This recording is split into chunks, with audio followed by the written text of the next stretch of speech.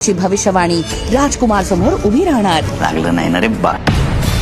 अबीर राजकुमारचा अंत होणार का अबीरच्या हाती?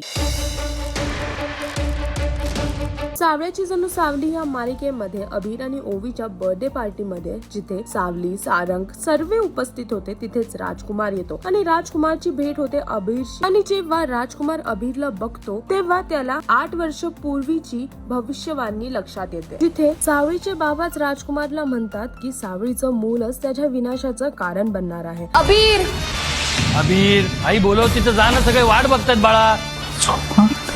आणि तीच गोष्ट अबीरला पाहिल्यावरती राजकुमारला लक्षात येते की 8 वर्षापूर्वी त्याच्या बरोबर जी भविष्यवाणी केली होती ती आता खरी ठरणार का, हीच भीती आता त्याला वाटते. आणि त्यासाठीच त्यांनी एका माणसाला फोन केला आहे तिथे ताबडतोब येण्यासाठी. आता बघायचं हे आहे की सावळ्याची जणू सावली या मालिकेमध्ये पुढे काय घडून येईल आणि राजकुमारचा अंत होईल का, हे पाहण्यासाठी तुम्हाला मालिका पाहावी लागेल. आणि अजून असे लेटेस्ट अपडेटसाठी टेलीचक्कर रिजनलला सबस्क्राईब करायला विसरू नका.